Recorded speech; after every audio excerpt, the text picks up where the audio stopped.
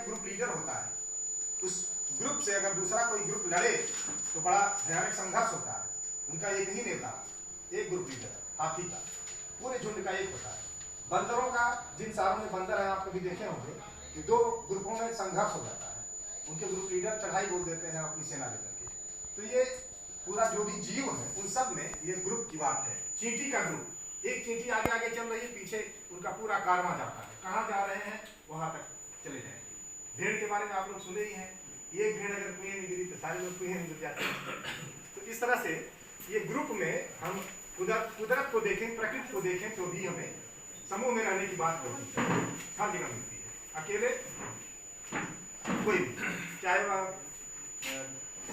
यहाँ तक कि हम ब्रह्मांड जिसको कहते हैं, ब्रह्मांड भी अकेला नहीं है, तमाम ब्रह्मांड है, उसको मिला के महत ब्रह्मांड कह सकते हैं।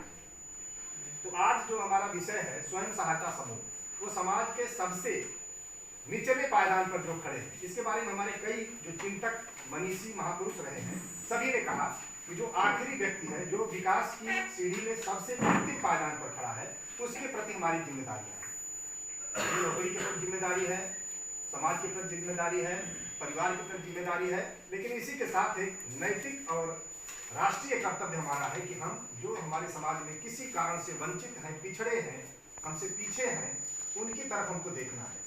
और वास्तव में अगर ईमानदारी से देखा जाए तो उनकी कितनी प्रगति हुई है, इसी से मापा जाना चाहिए कि हमारे देश की कितनी प्रगति हुई है। और उसमें नारी का स्थान भी कहीं न कहीं किसी न किसी कारण से पिछड़ गई है।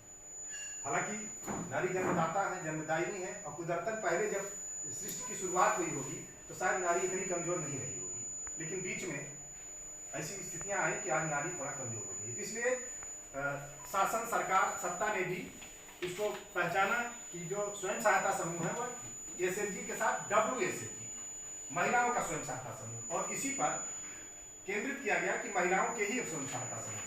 पहले पुरुषों के भी होते थे, लेकिन अब ज्यादा फोकस इसी पर है कि महिला स्वयं सहायता समूह, और महिलाओं का समूह मिलकर के तमाम देश में अपना काम शुरू कर रहा है। नारी शिक्षा से भी वंचित रही, रोजगार में भी पीछे रही, और आप लोग जानते हैं कि अगर किसी औरत से पूछ दिया जाए कि आप क्या करती हैं, तो कहती है हम कुछ नहीं करते, सरासर झूठ बोलती है।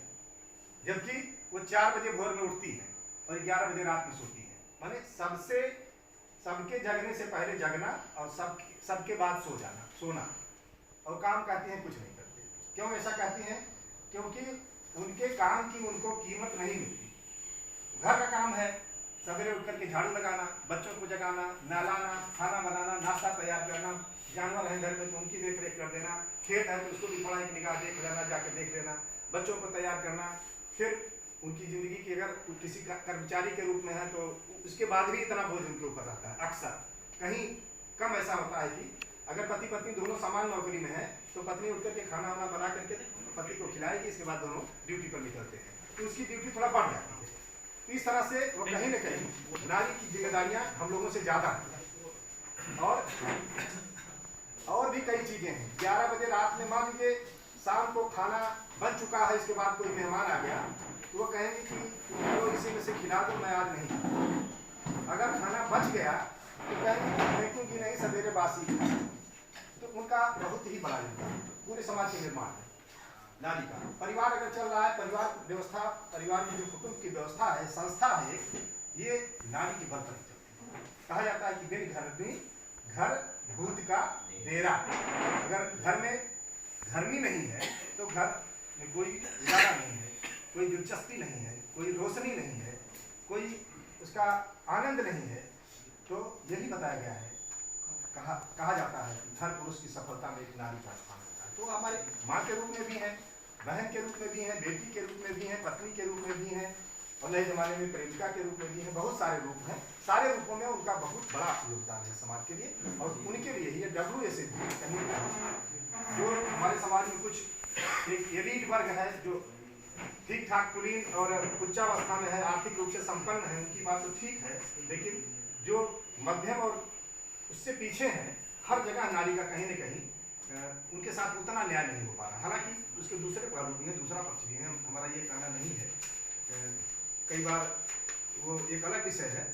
तो स्वयं सहायता समूह, इसका सीधे मतलब हो गया स्वयं माने अपनी, सहायता करने वाला समूह, किसी दूसरे सहायता मांगने वाला नहीं, अपनी सहायता करने वाला समूह, ऐसा समूह। और आप लोग बहुत ही, मैं तो भाग्य भगवान को ज्यादा तवज्जो नहीं देता, लेकिन फिर भी कह रहा हूं कि आप लोग बहुत भाग्यशाली हैं। आप लोगों को एक बेहतरीन अवसर मिला है कि आप कुछ गरीबों की मदद कर सकते हैं। ये आपको अवसर मिला है, बहुत बड़ा अवसर है, बहुत बड़ी बात है। सबके लिए ये नहीं है, सब लोग उस तरह से नहीं कर सकते जिस तरह से आप कर सकते हैं, क्योंकि आप बैंकर्स हैं और बैंक के जरिए आप उनको थोड़ा सा धन मुहैया करा सकते हैं और उस धन से उनकी जिंदगी में रोशनी आ सकती है।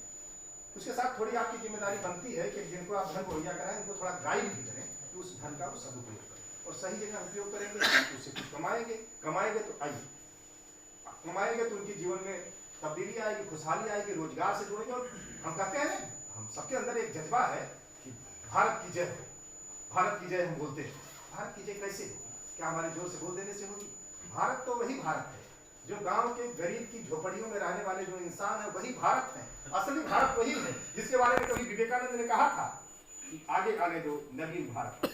इसके बाद उनका एक लंबा तहरीर है कि जो फल की मुठिया पकड़े हुए हैं, जिन्होंने हजारों वर्षों से अत्याचार और शोषण को झेला है और झेलते झेलते उनके अंदर अपार सहनशक्ति पैदा हो गई है, उस भारत को आगे आने दो। उसके आगे आने से ही हमारे देश का असली उत्थान होगा।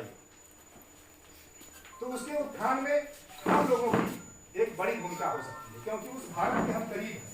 आप लोगों को एक और अच्छी कविता की पंक्ति है कि सोने चांदी से नहीं किंतु मिट्टी से जिसने किया प्यार, हे ग्राम देवता नमस्कार। आप चाहे जहां भी शहर में भी हो, लेकिन मैं यही मानूंगा कि आप गांव में रहकर के सेवा दे रहे हैं। बैंक में है तो गांव में है, गांव के लोग हैं, वहाँ के साधारण लोग हैं, आम इंसान हैं और उनकी जीवन में खुशहाली लाने के लिए आपको अवसर मिला है।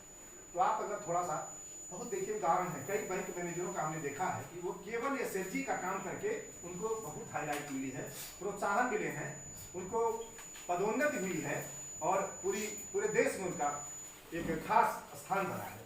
और कई लोग तो मैं व्यक्तिगत तौर से देखा हूँ पूर्वी उत्तर प्रदेश में कि उन्होंने इतना लगाव किया है समूहों से कि उनके साथ बिल्कुल परिवार की तरह से बैठ जाना, बात करना, उनको सही सजेशन देना।